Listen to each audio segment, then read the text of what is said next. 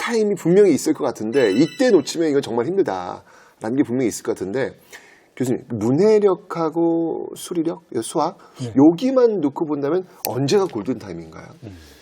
초등학교에서 이제 교육 과정이 갑자기 이렇게 좀 어려워지는 3학년에서 4학년 올라간 날 때 그때 이게 이제 그 제대로 어떤 문해력 같은 거, 수리력 이게 담보가 되지 않으면은 이제 누적적으로 계속 학력이 저하되는 거고. 그리고 제가 이제 교사들이 학생들에게 가하는 성취 압력이 과연 효과가 있는가 그걸 좀 심도 있게 연구를 해본 적이 있는데 그게 효과가 집안 형편이 좋은 학생들한테는 효과가 있는데 이 굉장히 이 가정 형편이 안 좋은 학생들한테는 오히려 굉장히 냉소적으로 받아들여요.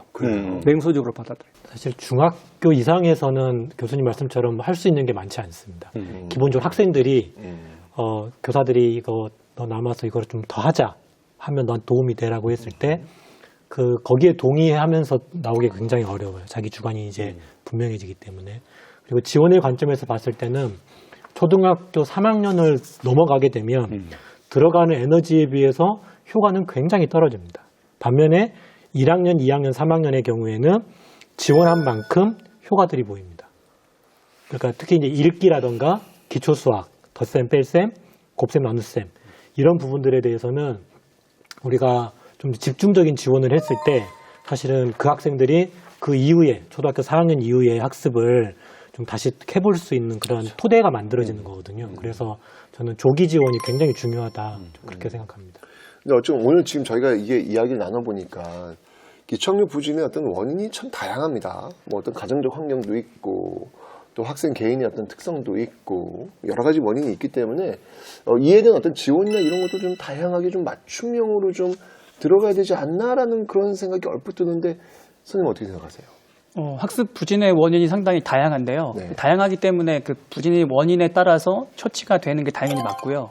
근데 우리가 이제 진단을 다각적, 종합적으로 실시해야 되는데 먼저 우리가 기초학력을 진단하기 위해서는 이 친구가 과연 그 결손되어 있는 선수학습이 무엇인가를 저희가 진단을 해야 됩니다. 근데 지금 현재 우리가 이루어지고 있는 게 기초학력 진단 보정 시스템이라는 그 전국적으로 실시하는 그 기초학력 진단 도구가 있습니다. 이 시스템으로 진단을 하게 되면 이 친구가 이전 연도에서 어느 시점에서 어떤 학습 성취 기준에서 그 결손이 났는지를 파악을 할 수가 있습니다. 그런데 사실 이렇게 학습 결손을 일으키는 건 선수학습 결손 때문이기도 하지만 또 선수학습 결손을 일으키는 다양한 부진 원인들도 있습니다. 근데 이런 것들도 우리가 진단을 해줘야 되는데요. 이런 것들이 정서적, 그다음에 행동적, 환경적 그런 원인을 우리가 분석을 할 때 좀 사용할 수 있는 게 우리가 한국교육과정평가원에서 만든 기초학력 향상 지원 사이트 꾸꾸라고 있습니다. 그래서 꾸꾸? 네, 꾸꾸. 네, 그래서 거기에 들어가서 여러 가지 검사를 하면 이 친구의 학습 부진을 일으키는 다양한 원인에 대해서 사실 조금 파악을 할 수 있습니다. 우리 선생님 말씀하신 것처럼 이제 선수학습이 어디에서 부족한가 이거를 이제 찾아내는 거 굉장히 중요한데 그러면 이 학생은 왜 선수학습이 부족해졌을까? 사실은 그 더 근본적인 원인들이 좀 있는 거거든요. 근데 지금 우리나라가 놓치고 있는 부분이 뭐냐면 지금 핀란드 같은 경우는 특수교육 대상 비율을 찾아보면 핀란드는 아까 제가 이제 11%가 언더어치빙 그 학습 부진이라고 말씀드렸는데 그 중에 특수교육 대상자가 7.3%가 됩니다. 그리고 미국 같은 경우는 8%대고요. 대개 보면 5%에서 10%, 많게는 15%까지 파악하는 나라들이 있습니다. 그런데 우리나라는 특수교육 대상자가 전체 학생 중에 단 1.4%입니다. 그러면 우리나라는 특수교육적인 어떤 특수적인 교육 지원 필요한 학생이 없는 건가? 그렇지 않거든요. 보통 이거는 이제 유전학적으로나 이렇게 유병률이라고 하는데 그런 것들을 봤을 때 이건 또 어느 나라에서 비슷하게 나오는 거거든요. 그럼 우리나라는 대략 한 5%만큼을 놓치고 있다라고 봐야 됩니다. 예를 들면 난독이라던가 난산이라던가 또 경계선 지능 이런 거는 이제 보통 학습장애로 분류가 되는 거거든요. 근데 우리나라는 특수교육 1.4% 중에 학습장애는 3%밖에 안 됩니다. 미국은 그 특수교육 8% 중에 40%가 학습장애입니다. 다시 말하면 다양한 원인의 학습장애를 찾아내는데 우리는 실패하고 있다. 그러니까 그 특수교육과 일반교육 사이에 지금 광범위한 지금 사각지대가 있다. 그래서 우리는 좀 이걸 좀 제도적으로 좀 바꿔서 특수교육 대상자로 분류되는 거에 대해서 좀 더 이렇게 유연하게 해야 되고 또 좀 문화적으로도 내 자녀가 특수교육 대상자가 됐다 그러면 굉장히 화들짝 놀라거든요. 그렇죠. 낙인 찍힐까 두려워하고. 근데 사실은 내 자녀가 이런 특별한 지원이 필요하다. 반가워해야 되고 그래서 학교에서 그것을 지원해줘야 되고 환영하고 또 요청해야 되는 그런 문화들이 필요한 거죠. 그러면 지금 학교 현장에서는 어떤 지원이나 정책들이 있을까요, 선생님? 기초학력 부진 학생들을 위한 정책은 크게 3단계 학습 안전망으로 이야기를 하는데요. 그러니까 1단계 안전망은 수업 내 지원이라 그래서 협력교사제를 활용해서 수업에서 학생들이 그 수업을 제대로 성취할 수 있도록 도와주는 협력교사제가 있고요. 그리고 다양한 학습 부진 원인들을 학생들에게 맞춤형 프로그램을 제공하기 위한 2단계 학습 안전망인 두드림 학교가 지금 지원되고 있고요. 그리고 이제 학교에서 이렇게 다양한 부진 원인들이 있다 보니까 학교에서 해결할 수 없는 사례들이 있어요. 그럼 이런 사례들은 외부 기관이라든지 아니면 병원과 연계해서 우리가 도와줄 수 있는 학습 클리닉이라는 안전망이 이렇게 있습니다. 네. 그렇군요, 대표님. 사실은 그 전문성 있는 교사 중심의 어떤 그런 지원 체제, 저는 이제 이런 것들이 좀 굉장히 좀 중요하다, 좀 이렇게 보는데, 예를 들면 이제 이런 거죠. 그러니까 지금 이게 아까 3단계 학습 안전망 얘기했는데 그게 사실은 이제 핀란드 모델을 참고해서 만든 거거든요. 그래서 1단계가 이제 모든 학생을 대상으로 해서 이제 지원을 하게 되는데, 이때는 좀 교사들이 예를 들면 보편적인 학습 설계, 예를 들면 학생 수준에 따라서 어떤 그 수업 자료를 좀 달리한다거나 질문을 달리한다거나 좀 그런 방식도 있고요. 또 수업을 끝나고 나서 반드시 점검의 과정을 갖는 거죠. 그래서 이걸 제대로 배웠는지 안 배웠는지 이런 것도 중요하고 또 교사가 직접 학생들이랑 좀 만나서 너 이거 좀 더 해보자라고 하면서 하는 것들도 있고요. 저는 그런 이제 1단계의 전문성이 좀 굉장히 좀 중요하게 좀 갖춰져야 된다. 근데 지금 우리 교사들이 이런 그 기초학력이 떨어진 학생들을 지원하는 전문성들이 어떤 사대나 교대 과정에서 그렇게 충분히 갖추고 지금 교사로 들어오지 못하고 있습니다. 이제 그런 부분들 좀 보완 좀 필요한 부분이 좀 하나 있고요. 이제 두 번째는 사실 이제 더 중요한 건데 핀란드가 요 2단계, 그러니까 실제 이제 1단계 지원해서 안 되는 학생들을 지원하는 체제가 잘 돼 있는데 학년별로 특별 지원 교사들이 다 배치가 돼 있고 그 특별 지원 교사들이 어떤 특수교육적 전문성을 갖고 있습니다. 그래서 학습장애가 있는 학생에게는 거기에 맞는 수업법으로 가지고 학생을 지도할 수 있고요. 그래서 우리나라 같은 경우도 저는 이제 좀 이런 어떤 시스템이 좀 만들어지면 좋겠다. 중요한 말씀이신 것 같아요. 이 전문성을 갖추고 이 협력할 수 있는 지원 시스템이 만들어져야 되지. 그냥 단순히 협력만 해라. 이거 갖고는 우리 학생들의 학력 문제를, 기초학력 문제를 해결하기는 좀 어렵지 않을까 이런 생각이 드는데 지금 인천 단봉초등학교에서 1수업 2교사제? 네. 맞습니까? 네, 맞습니다. 이게 이제 협력해서 이제 선생님들이 수업을 운영하는 건데 네. 이게 어떻게 이제 구성 운영되는지 특히 이제 기초학력 문제와 관련해서 어떤 방식으로 운영되는지 좀 궁금하거든요. 네. 저희가 이제 2018년부터 이 1수업 2교사제를 운영을 하고 있는데요. 저희 학교가 활용하는 형태는 외부 강사를 활용한 1수업 2교사제 형태입니다.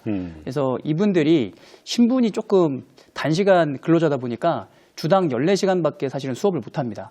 그래서 주당 14시간을 수업에 들어오셔서 기초학력과 관계 있는 국어와 수학 과목에 그 수업에 들어오신 다음에 그 학습 지원 대상 학생들을 옆에서 지원해주는 형태로 운영을 하고 있습니다. 네. 그 기초학력 부진 학생들을 대상으로 협력할 수 있는 시스템이 구축된 거네요. 네, 맞습니다. 상당히 궁금한데 그 단봉 초등학교에서 1수업 2교사제 어떻게 운영하고 있는지 저희가 취재한 그 화면 보시면서 이야기를 나누면 좋을 것 같습니다. 기초학력의 시작은 초등학교부터. 체계적인 맞춤 교육으로 기초학력을 책임지는 인천 단봉초등학교를 찾았습니다. 보기에 낱말을 국어사전에 실는 차례대로 쓰고 국어사전에서 그 뜻을 찾아 써봅시다 라고 했습니다. 3학년 학생들이 국어사전을 찾는 방법을 배우는 시간인데요. 낱말의 뜻을 찾아보며 글의 내용을 이해하는 국어 활동입니다. 기역, 리을, 디귿, 리을, 그 다음에 미음 나오지. 그렇지. 선생님의 설명을 따라 열심히 찾아보지만 처음 해보는 활동에 어려움을 겪는데요. 갑자기 모르는 게 나왔잖아요. 그래서 나만 모르니까 갑자기 당황스러워요. 조금 섭섭해요. 왠지 모르는 것 같아서 저만. 한 명의 선생님과 20명이 넘는 학생들. 도움이 필요한 학생들이 많아질수록 선생님의 몸도 마음도 덩달아 바빠집니다. 저는 한참 만에 찾았는데요? 한참 만에 찾았어요. 근데 페이지를 까먹었어요. 혼자 수업을 하면은 이제 전체 아이들을 케어를 해야 되는데요. 아무래도 발달이 지금 진행되고 있는 아이들이다 보니까 앉아있는 거를 힘들어하기도 하고 학교에 이제 아이들이 등교를 했을 때에도 기초학력이 부족한 부분을 지도를 하기 어려운 부분이 있어요.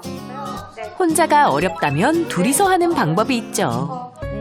인천 단봉초등학교는 1학년부터 3학년까지 모든 학급에 협력교사가 함께 참여하는데요. 궁금한 게 저 협력교사는 특수교육이나 기초학력과 관련한 전문성을 갖고 계신 분인가요? 아니죠. 아니에요? 네. 대신 이제 저희가 채용을 하게 되면 거기에 대한 전문성을 신장하기 위해서 연수를 시키긴 하죠. 연수를 네. 받고 하시는 거구나. 예. 선생님이 2명이 되니 수업도 한층 수월합니다. 선생님 뜻을 모르겠어요. 와, 이거 순서를 잘 찾았네. 발견, 발명, 일타, 있다. 수업 시간에 놓치지 않고 그때그때 설명을 들으니 자연스럽게 학습에 대한 흥미와 자신감도 생기는데요. 다른 친구가 모르는 것을 선생님이 가르쳐주고 있을 때 제가 또 모르는 문제가 있으면은 다른 선생님이 와서 도와줄 수 있어요. 그래서 선생님이 2명이면 더 좋아요. 교육 안전망 1단계는 수업 내 지원이라고 하는데요. 우리가 이제 그동안 했던 뭐 기초학력 정책들을 보면 수업과는 상관없이 수업이 끝나면 방과 후에 이 친구들의 학습 결손을 보충하는 위주로 이제 기초학력을 잡아왔는데 이제 이 수업 내 안전망이라는 것은 우리 친구들이 오늘 하는 수업에 집중할 수 있게 도와주는 역할을 하는 게 사실은 협력교사의 가장 큰 이점이라고 생각을 합니다. 교실 수업만으로 부족할 땐 미래교실로 향합니다. 이곳은 기초학력 학습을 지원하는 공간인데요. 한 명의 교사가 소수의 학생을 전담해 어려워하는 부분을 다시 학습하며 맞춤 교육을 진행합니다. 기초학력을 높이기 위해서는 학습 수준과 문제 요인을 파악하는 것도 중요한데요. 학교 안 학습 안전망으로 지원하고 있습니다. 학습적으로 조금 부족한 친구들이 그냥 공부만 하기 싫어서 그런 건 아니거든요. 분명히 다른 문제들이 있어요. 포기했던 친구가 수학 한번 이제 다시 해봐야겠다 하는 의지를 좀 북돋아 주는 거. 저는 그게 가장 중요한 부분이라고 생각을 합니다.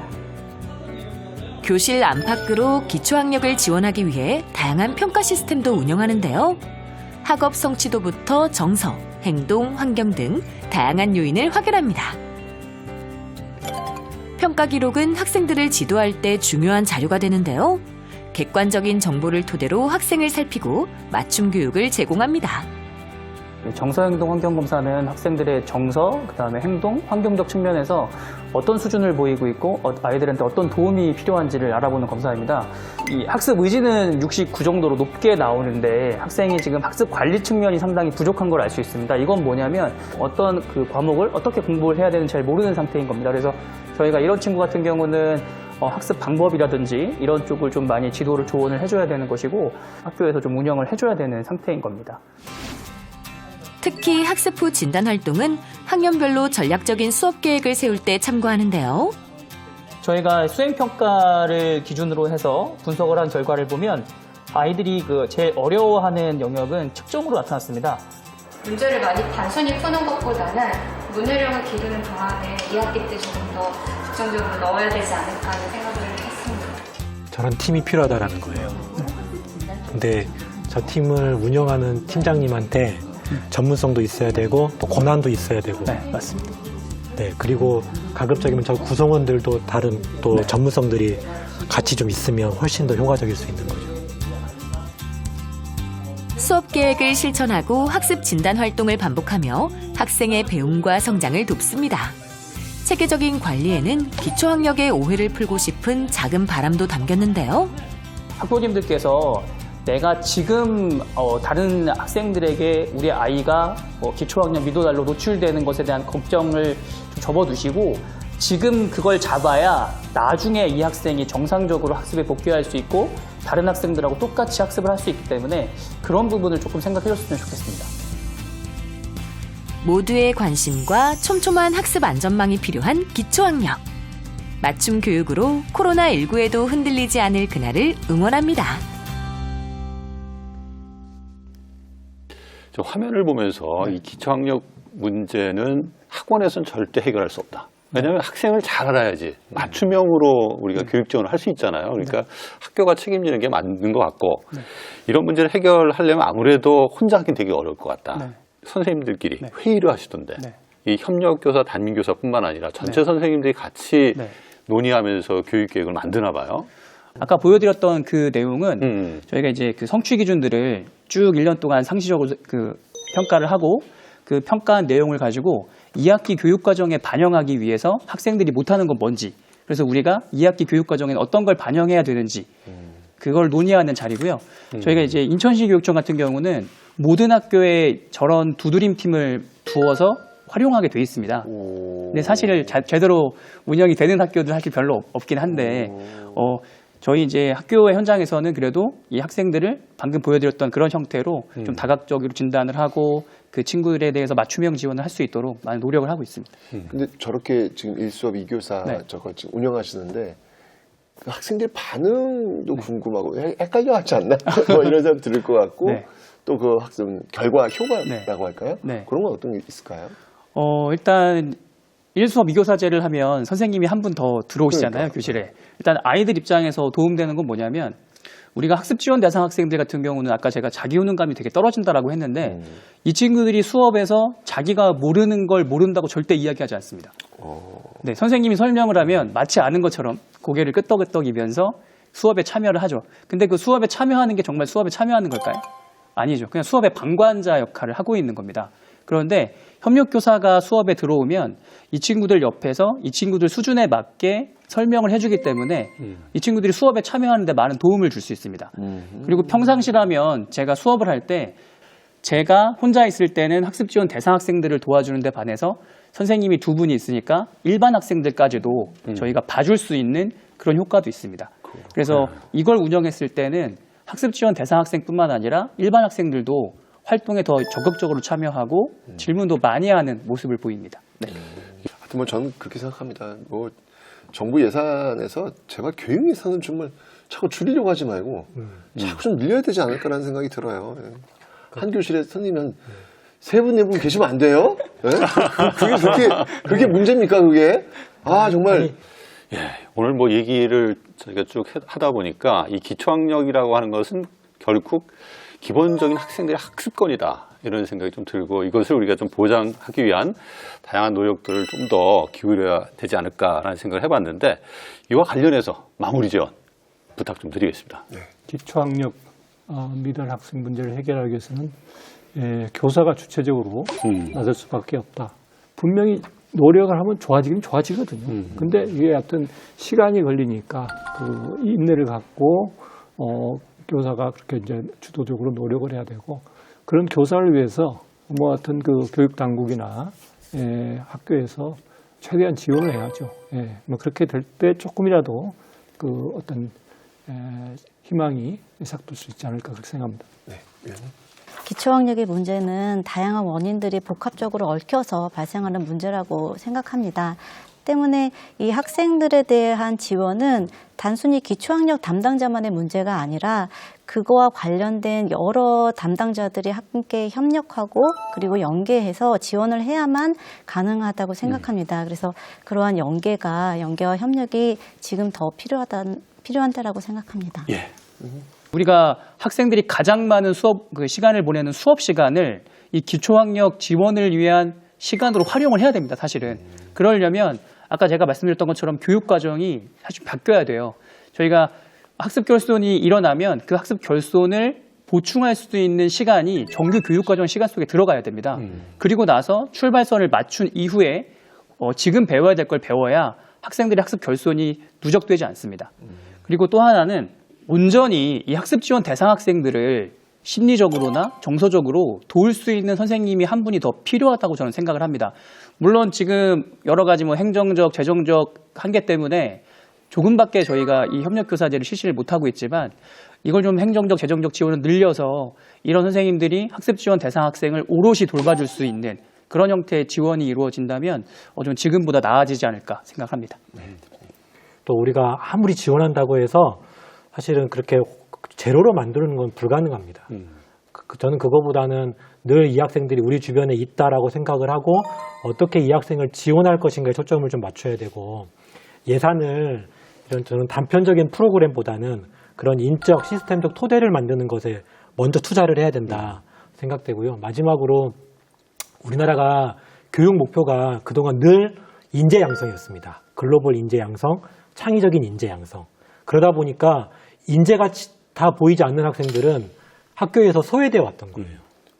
예, 정책적으로도 지원받지 못했고, 이제는 교육 목표가 어떤 모두를 위한 교육, 모두의 탁월성을 위한 교육으로 전 바뀌어야 된다고 생각을 합니다. 제가 오늘 이렇게 이야기를 나누면서 진짜 이 코로나19를 거치면서 이 학교와 선생님은 절대 없어지지 않겠구나 라는 생각이 좀 확신을 가졌습니다. 정말 이 학교와 이 선생님들은요, 정말 그 기초 학력을 담보해주는 우리 사회의 최후의 보루이고 그래야 한다라는 걸 좀 확신하는 어떤 그런 시간이었습니다. 이 공교육의 책무는 학생들이 스스로 공부할 수 있는 힘, 기반인 기초학력을 다 잡아주는 것이 아닌가라는 생각을 합니다. 하지만 여전히 이 기초학력의 문제를 우리는 개인에게 맡기고 있는 것이 아닌가라는 생각도 한편 드는 것이 사실입니다. 앞으로 공교육이 이 기초학력을 책임져주는 책임 시스템이 만들어져야 되지 않을까 이런 생각을 해보고, 우리 모두 이제는 모두를 위한 교육에 보다 관심을 갖고 노력을 해야 될 시점이다라는 생각을 해봅니다. 오늘 시청해주셔서 감사합니다.